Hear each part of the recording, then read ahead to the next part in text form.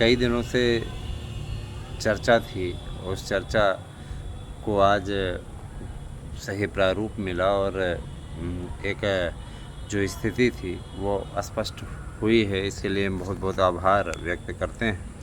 मैं बताना चाहूँगा, देखिए, जो स्वयं सेवक होता है, स्वयं सेवक बहुत ही मन से कार्य करता है। और चाहे आप आरएसएस के स्वयं सेवकों को ले लीजिए, निस्वार्थ भाव से बिना सत्ता में आए राष्ट्र की सेवा में लगे रहते हैं। उनका ये कार्य रहता है और राष्ट्र की सेवा करते ही रहते हैं। राष्ट्र की सेवा करते करते उनका पूरा जीवन समर्पित हो जाता है। लेकिन उनमें से कई ऐसे होते हैं जो विवाह नहीं करते, है ना। इस प्रकार की चीज़ें होती हैं। आप चिंता न करिए, यहाँ पे हम कोई राजनीतिक बात नहीं करने जा रहे हैं। हम आपकी भर्तियों से रिलेटेड एक अपडेट लेकर के आए हैं। मैं आपको बताना चाहूँगा कि उत्तर प्रदेश में जल्दी ही 1 लाख स्वयं सेवकों की भर्ती होने जा रही है और ये होमगार्ड सरीखे होंगे। इसके भर्तियाँ पहले होती थी उत्तर प्रदेश सरकार में। जब से भाजपा की सरकार बनी थी, स्वयं सेवक होमगार्डों की भर्ती होती थी। 1 लाख पदों पर मंजूरी उत्तर प्रदेश सरकार ने दे दी है और बहुत जल्दी इसकी विज्ञप्ति जारी होगी। चूँकि पूर्व में पेपर होते रहे हैं, किस एजेंसी को पेपर देना है छापने के लिए, इन सारी चीज़ों पर सारा कुछ तथ्यात्मक क्लियर होने के पश्चात आप लोगों का ये विज्ञापन जारी हो जाएगा। तो होमगार्ड की तैयारी अगर आप लोगों में से कोई कर रहा है और फार्म भरता रहता है तो इनके लिए एक गोल्डन चांस है। निश्चित रूप से ये ठीक धारणा रहेगी। 2 महीने के पश्चात उत्तर प्रदेश में एक नया नियम लागू होने जा रहा है। वो है अटेंडेंस वाला। डिजिटल अटेंडेंस का जो मैटर टला है 2 महीने के लिए, उस पर पारदर्शी ढंग से काम हो रहा है। जो लोग इस तरीके की बातें फैलाने में सिद्धहस्त हैं, बार बार इस बात को फैला रहे हैं, चुनाव के डर से सरकार ने वो किया है। तो मैं बता देना चाहता हूँ, चुनाव तो अभी 6 महीने इसमें नहीं होने हैं। उपचुनाव के लेकर के कोई ऐसी बात नहीं है। और रही बात ये है कि वैसे भी ये लोग वोट नहीं दे रहे हैं, 3 चुनावों से नहीं दे रहे हैं, तो क्या कर ले रहे हैं, समझ रहे हैं ना। तो इससे कुछ नहीं होता है। हर चीज़ को चुनावी मोड़ में ना समझा जाए। और जैसे अब देखिए, अब हम लोग अध्यापक हैं, हम लोग वक्त से पहुंचते हैं, हमें डिजिटल अटेंडेंस से डर नहीं लगता। लेकिन जो कामचोर हैं, जिन्हें मेहनत नहीं करनी है, जो परिश्रम करना ही नहीं चाहते, वो चाहते हैं कि सरकार जांच न करे, हम 10 बजे पहुँचे, है ना। देखिए अभी कल परसों की घटना है, उसमें डीएम साहब पहुँचे तो वहाँ पे अध्यापक महोदय कक्षा में मोबाइल चलाते मिले।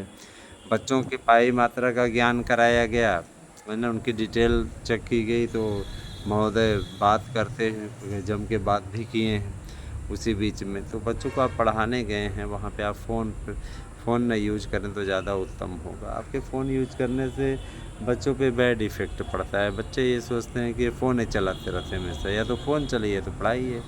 और रही बात ये कि देखिए, प्राइवेट संस्थान का चूमर निकाल लेते हैं, ठीक है, सीधी सी बात है। प्राइवेट संस्थान का चूमर निकाल लेते हैं। जो लोग प्राइवेट संस्थानों में, प्राइवेट विद्यालयों में पढ़ाते हैं, उनकी योग्यता के एक तरीके से हनन होता है। आप सोचिए कि आप जिन विद्यालयों में पढ़ाते हैं उसका है ना, जो है मुखिया होता है, हो सकता है आपसे कम योग्य हो, लेकिन फिर भी आप उसके मातहत काम करते हो, उसकी आज्ञा का अनुपालन करते हो, उसके अनुसार चलते हो, जैसा चाहता है आपको इशारे पे घुमाता है और पेमेंट के नाम पे भी आप लोगों को अल्प पेमेंट देता है। लेकिन आप फिर भी मेहनत के साथ में बातों को सुनते हुए लगे रहते हैं, क्यों, मजबूरी है आपकी, है ना।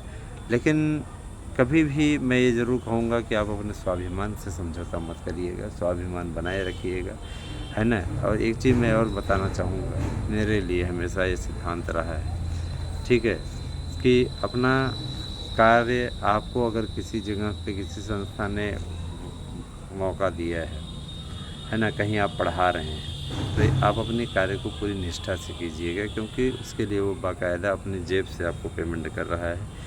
अपने संस्था में अपने विद्यालयों को आगे बढ़ाने के लिए पढ़वा रहा है, तो ज़ाहिर सी बात है कि आपसे वो अच्छे कार्य की अपेक्षा करेगा। सपोज़ दैट अगर आपको ही मैं बता दूं कि आप ही कहीं पर प्रबंधन तंत्र में घुस जाएं और आपका अपना निजी संस्थान हो, तो आप भी चाहोगे कि हम काम करा रहे हैं। आप घर पे मान लीजिए घर बनवाने के लिए राजगीर लगाते हो, है ना? तो वहाँ पे आप चाहते हो कि 2 दिन के अंदर काम ख़त्म हो जाए, 3 दिन के अंदर काम ख़त्म हो जाए। गर्मी की छुट्टियों में हमने अपने घर पे काम लगवाया हुआ था मज़दूरों को। 2 दिन के अंदर हमारा टारगेट था कि इसको समाप्त करना है, और 2 दिन के अंदर हमने समाप्त करवा लिया। तो ज़ाहिर-सी बात है वो काम तो 1 ही दिन का था, लेकिन अब उन लोगों के धीरे-धीरे कार्य करने और 2-2 3-3 घंटे की छुट्टी गर्मी के चलते मारने के चक्कर में इस प्रकार की चीज़ें हुई। तो ऐसा नहीं है, हर कोई अपने ओर से प्रयास करता है, अपनी ओर से कोशिशें की जाती हैं। दोस्तों देखिए, ये स्वयंसेवकों की भर्ती तो एक उम, उम, बहुत दिनों का ये प्रोसेस था। दूसरी चीज़ ये कि देखिए, जूनियर की मेरिट के बारे में पता चल रहा है कि जूनियर की मेरिट का निर्धारण हो चुका है, और अध्यक्ष की नियुक्ति के लिए भी लगभग सहमति बन चुकी है। कोई राय हैं करके गोरखपुर के, और गोरखपुर यूनिवर्सिटी के, है ना, वो चांसलर भी रह चुके हैं, वहाँ के वाइस चांसलर। तो उनकी नियुक्ति अध्यक्ष पद पर होने की पूरी स्थिति बन गई। और अभी देखिए कि क्या होता है आगे आगे। वही है तो शासन के ही हाथ में, और शासन से भी ये चीज़ की अपील की गई है कि ज़्यादा से ज़्यादा समय, है ना, जो अभ्यर्थियों का गया है उन्हें 3 साल तक की छूट मिले। और इस बाबत में देखिए, कई कोचिंग संस्थानों के साथ में जो प्रभावी यूट्यूब चैनल है, सबके साथ में ज्ञापन दिया गया है, बातों को पहुंचाया गया है। देखिए, सबसे बड़ी चीज़ ये कि समय अल्प मिल पाता है, जिसके चलते थोड़ा उतना ज़्यादा सक्रिय नहीं रह पाते हैं जितना सक्रिय होना चाहिए। रीज़न ये है कि देखिए, उससे समय ही नहीं मिल पाता। अब देखिए, हम लोगों का भी विद्यालय है, और विद्यालय के कर्तव्यों का पालन करना ही पड़ता है। आप देख रहे थे डिजिटल जो ये अभी तक अटेंडेंस का दौर चल रहा था, लोगों के अंदर एक दहशत भरी हुई थी, डर भरा हुआ था, क्या होगा, कैसे होगा, किस प्रकार से होगा। लोग समय से पहले पहुंच जाते थे। कतिपय ऐसे थे जिनकी आदत पड़ गई है कि वो नाकारेपन में ही रहेंगे, वो उनके लिए वो कोई नियम कानून कुछ है ही नहीं है। कई लोगों ने सामूहिक इस्तीफ़ा तक दे दिया था, अब वो इस्तीफ़ा वापस लेने की कोशिश कर रहे हैं, और कहीं इस्तीफ़ा एक्सेप्ट कर लिया। इस्तीफ़ा भाई आपने दिया तो कोई आप प्रधानमंत्री तो हैं नहीं कि मनाने की कोशिशें की जाएंगी। वहाँ पे अगर एक्सेप्ट कर लिया तो फिर हो गई, नौकरी से हाथ धुल ले। ऐसी मूर्खता कभी नहीं करनी चाहिए। दीजिए, सामूहिक रूप से सब लोग दीजिए, एक बार पता चले कि न पद खाली हो गया। अब 70-75 संख्या में किसी मंडल में, किसी में, इसे सब सरकार पे दबाव बनाने की रणनीति थी, लेकिन इस तरीके की चीज़ें नहीं करनी चाहिए। नौकरी बड़ी मुश्किल से मिलती है। दूसरी चीज़ देखिए, अभी तक कुछ लोग कह रहे हैं सिपाही दरोगा सिपाही भर्ती का जो पेपर आउट हुआ था, उसके बाद में फिर पेपर नहीं हुआ। तो इसके लिए भी देखिए, अब सरकार को ऐसी एजेंसियों पर विश्वास नहीं है जो पेपर बार-बार आउट करा रही हैं। इससे क्या होता है, इससे सरकार की छवि पर भी बट्टा लगता है। कोई भी गवर्नमेंट हो, चाहे योगी की ही सरकार हो, चाहे पुरानी सरकारें हों, पेपर आउट होने पर एक प्रकार से सरकार की छवि पर को झटका लगता है, विपक्ष को बोलने का अवसर मिलता है ना? चाहे अपोजिशन में बीजेपी रही हो, चाहे अपोजिशन में समाजवादी पार्टी या बसपा रही हो, वो बात नहीं है। यहाँ पे मुद्दा है कि जहाँ भी पेपर आउट हो जाता है, तो पेपर आउट होने के पश्चात सरकार के साख पे बट्टा लग जाता है। ये धारणा बन जाती कि इनके कंट्रोल में कुछ भी नहीं है। सरकार ऐसी एजेंसियां ढूंढ करके पेपर छपवाने की बात कर रही है, जहां से कि पेपर आउट होने की जिम्मेदारी स्वयं सुनिश्चित हो सके। तो यह भी चीज़ कही गई कि पेपर आउट होने की स्थिति में वही एजेंसी जिम्मेदार होगी, और जहाँ पे सेंटर जाएगा वहाँ के प्रबंधक जिम्मेदार होंगे, वहाँ के मुखिया जिम्मेदार होंगे। ठीक है, उस ज़िले का डीएम जिम्मेदार होगा। जाहिर सी बात है, जिम्मेदारी तय कर दी जा रही है तो जिसकी जिम्मेदारी तय कर दी जाएगी मजबूर हो जाएगा, उसको उसी ढंग से काम करना पड़ेगा। ढंग के का अगर कोई भी बेढंगा इस्तेमाल किया गया तो जाहिर सी बात है कि कार्रवाई तय है। तो ये चीज़ें ठीक हैं, पहले भी अगर ये चीज़ें सुनिश्चित कर ली जाती, पहले ही ये चीज़ें कर दी गई होती तो शायद इस प्रकार की बातें ना निकल कर के सामने आती। आम अभ्यर्थी मेहनत करके तैयारी करके वहाँ तक पहुँचता है, पता चला कि कुछ अराजक तत्वों के द्वारा पेपर आउट करा दिया जाता है, जिससे कि उनके भविष्य पर है ना प्रश्न चिन्ह खड़ा हो जाता है। अभी आप यही देखिए, टीजीटी पीजीटी की ही भर्ती निकली हुई है, 2022 की भर्ती निकली हुई है, 24 भी आधा ज़्यादा समाप्त हो गया, लेकिन ये स्थिति है कि अभी तक इसके पेपर के बारे में किसी प्रकार का कोई डिसीजन नहीं है ना। पेपर की समय सीमा तय होनी चाहिए। सरकार ने इस पे भी कार्य किया है, सरकार ने नया आयोग बनाया है तो बाकायदा उसके अध्यक्ष वाला जो है मैटर है, ये भी अधिकारियों के द्वारा ही लटकाया गया है। अधिकारियों को टाइट किया जाए, हम लोगों ने कहा है भी है, अनुरोध पत्र भी सौंपा था। वो अभी लखनऊ में प्रतिनिधिमंडल ने भी मुलाकात की थी, उसने भी हमें हम लोग कांटेक्ट में है जानकारी दी थी कि मुख्यमंत्री जी ने कहा है कि सबका समाधान होगा और अगस्त से आपको भर्तियां मिलनी शुरू हो जाएंगी। भी जुलाई तक तो भाई इस प्रकार की बातें कह दें तो सिर्फ वही है कि है ना, जुलाई तक नियुक्ति प्रक्रिया पूर्ण हो जाएगी। अध्यक्ष सचिव सबकी नियुक्ति, कतिपय यूट्यूब चैनल अफवाह फैला रहे हैं सचिव की नियुक्ति हो गई, तो मैं बता देना चाहता हूं कि ऐसा कुछ भी नहीं है, कहीं सचिव की नियुक्ति नहीं हुई। लेकिन हाँ, लोगों की आदत है कि बातों को फैलाने में सिद्धहस्त है, किया क्या जाए। आजकल एक टीम मैडम बड़ी सक्रिय हैं यूट्यूब चैनल पे और नोट्स भी बेच रही हैं। उनके नोट्स की क्वालिटी देखो, चेक करवाएगी, उस नोट्स में कुछ भी नहीं है।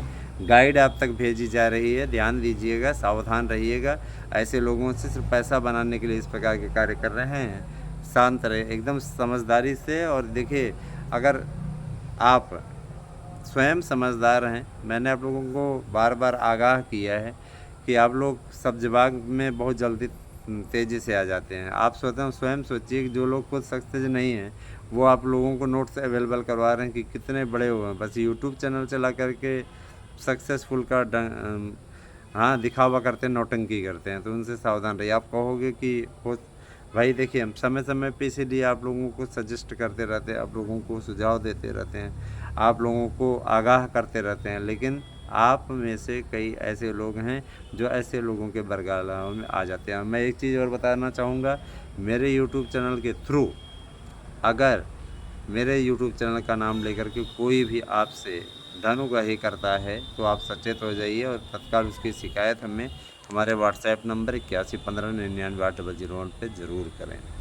और अगर आप हमारे संस्थान के, जो कि विश्वसनीय संस्थान है, लगातार 2021 से कार्य कर रहा है, 21 की भर्ती में अच्छा रिजल्ट भी दे चुका है ना, तो आप इस विश्वसनीय नोट्स को लें। सावन का महीना आरंभ होने वाला है, हम आप लोगों को सावन ऑफ़र भी दे रहे हैं, तो सावन ऑफ़र के अंतर्गत एक नोट्स के साथ दूसरा नोट्स फ्री है। 100% प्रश्न आने की गारंटी है। इच्छुक हों तो आप बुक करें। आपको ऑनलाइन क्लासेस भी 1 अगस्त स्टार्ट हो रही है ना। आपको विभिन्न विषयों के जो टीचर हैं जुड़ रहे हैं वो पढ़ाएंगे।